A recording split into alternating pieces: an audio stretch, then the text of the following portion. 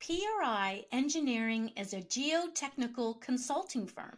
They inform and make recommendations on the structural and foundational decisions that need to be made for, let's say, a solar array. They are also involved in projects requiring complete geotechnical investigation reports for battery storage projects. I'm joining Tom St. Onge to talk about risk management and the process of testing and design in the renewable sector. Coming up next.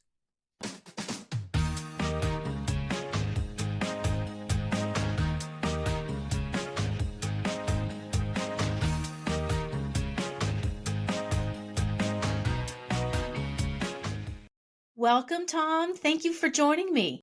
Hi, Maria. Thanks for having me. Great to be here. So you're with PRI Engineering. So tell us about your organization. PRI Engineering is a civil engineering consulting firm. What I would say, though, is more specifically, they specialize in geotechnical engineering.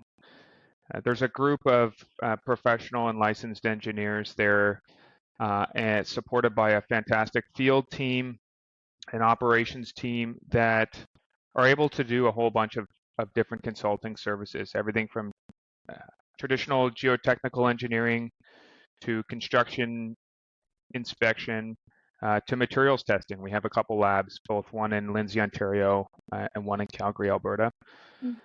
Environmental engineering, and I think what I would say is we've really made a name for ourselves in the renewables industry as solar foundation experts. So programs for testing and design really is what we've made a name for ourselves for. Tell us about the processes, that are involved with testing and design, let's say for a large scale solar array. Like, how do you mitigate the risks there and do the testing?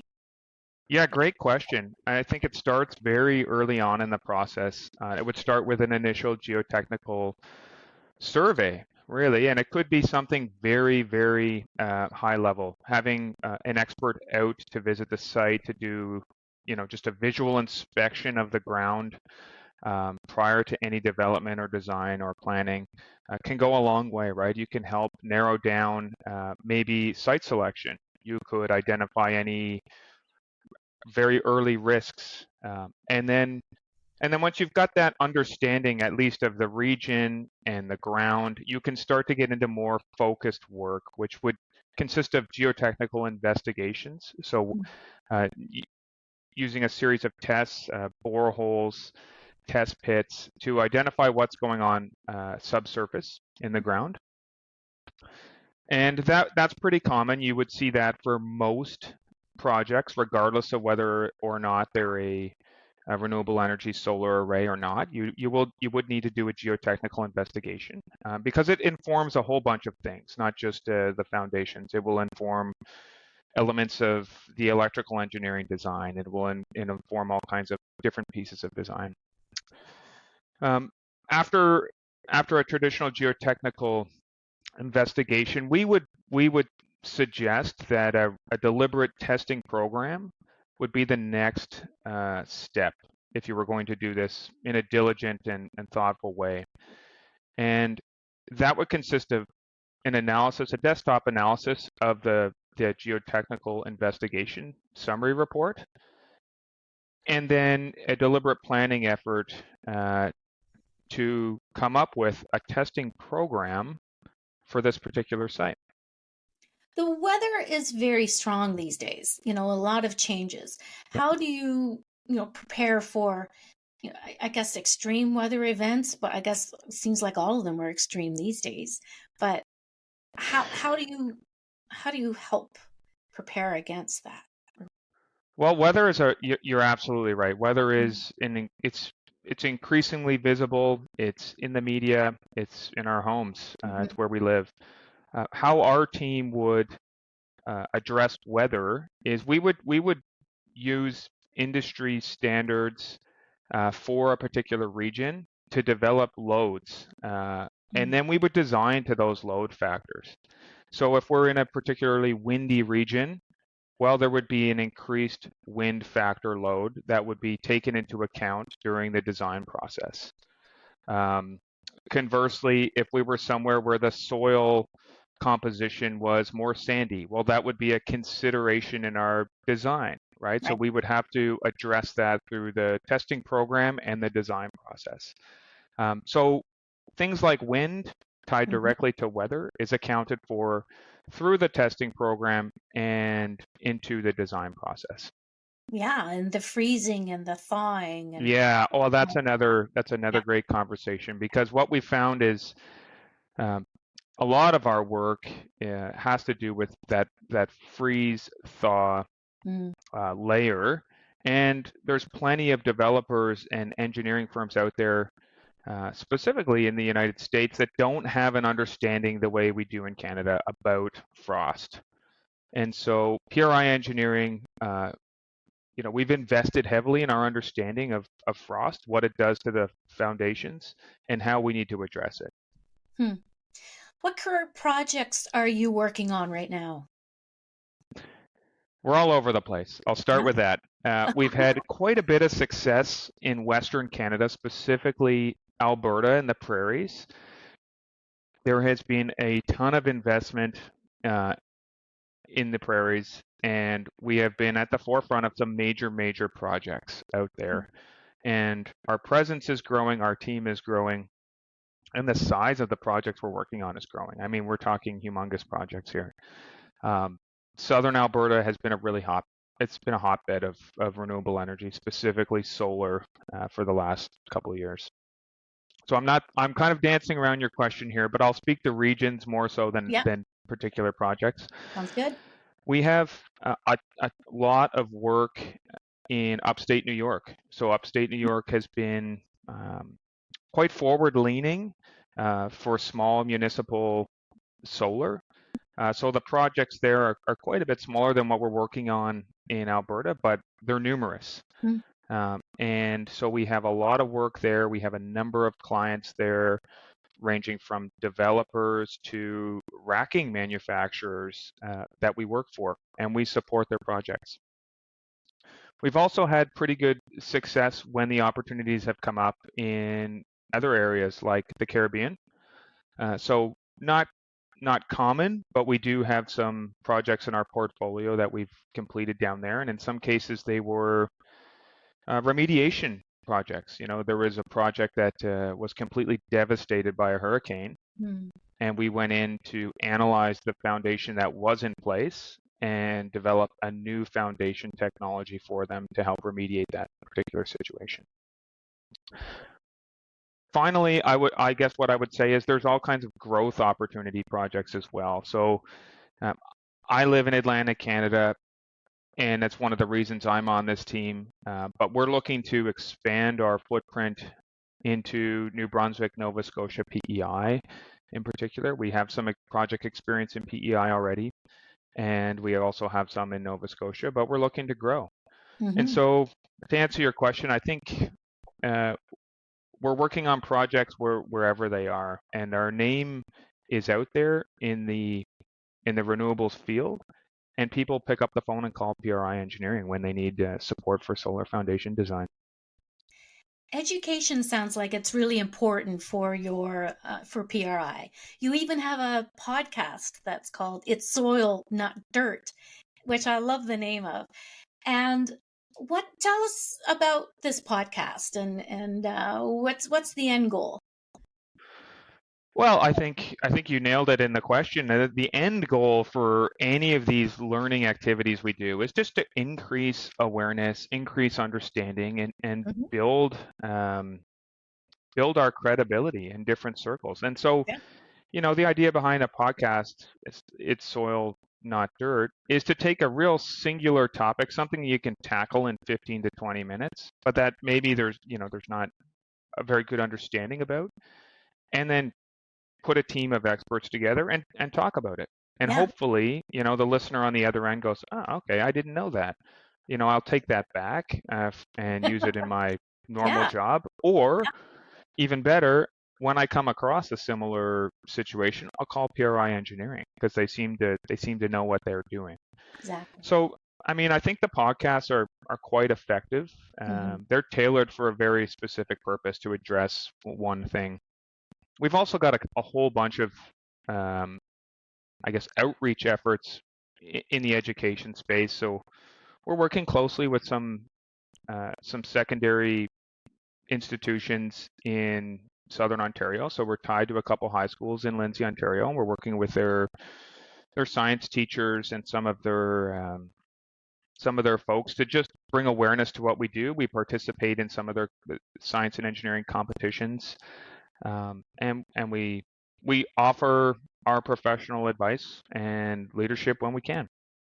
We've got a webinar series on LinkedIn, which has had pretty good success. We just ran one last week. We have white papers which we publish and we submit to professional conferences, technical conferences. So we're all over the place. I think we cast a big net when it comes to learning. And it's really a twofold purpose, right? We're trying to increase awareness about what we do, but we're also trying to help people understand a little bit more about what they see or what they don't see specifically. Yeah. Exactly. Risk management, we were talking briefly about it earlier. For these big scale projects, there needs to be a reassurance that things won't fail down the road. So what are your thoughts on risk management and putting that all together? I guess I'll start by saying in a different life, I shouldn't say in a different life, but in a different role, I actually was leading a project, a large scale utility project, which had a big solar component. And I think underpinning everything we did on that project, we were trying to mitigate risk, to minimize it to the point where you could be comfortable making a decision and moving forward. PRI Engineering is a consulting firm that I would say is in the business of mitigating risk for projects. Okay, and I can say that because I hired them when I was a project manager. That's how I met the team at PRI Engineering. And at any point, if you can mitigate risk on a project, that's a good thing, right? That's a good thing. Now, there's always a balance, right? You cannot get caught into the trap where you're continually trying to minimize risk such that there is no risk. I don't think that will ever happen on a large project. But you should be able to get it to a point where it's palatable for yourself, for the client, for the contractor, for the owner. I want to speak a little bit more specifically to how PRI Engineering could do it. Look, I think if you're going to put something in the ground, you need to understand the ground. And I know what the selling line that I got sold was that, the hardest part about some of these solar jobs is getting it out of the ground. Once you've got the foundation, the remainder of the solar array should come together quite easily. Now, I don't want to oversimplify what everyone else does and their different parts, but there is some truth to that. So if you can investigate the subsurface conditions, if you can test them, if you can design for them, then I think you're in a much better position as a project leader or a developer or a contractor than you would be if you didn't and you just went ahead with a certain assumption and carry that assumption forward. So risk management's about busting down assumptions, validating things and understanding them. And we can do that specifically when it comes to solar foundation design. Well, clients are looking for, I would imagine, warranty, in an industry that I guess one could say where regulations could be tightened up a bit. Do you think we should do more along the regulations, to help secure warranties and design? Yeah, tough question, because I'm of two minds.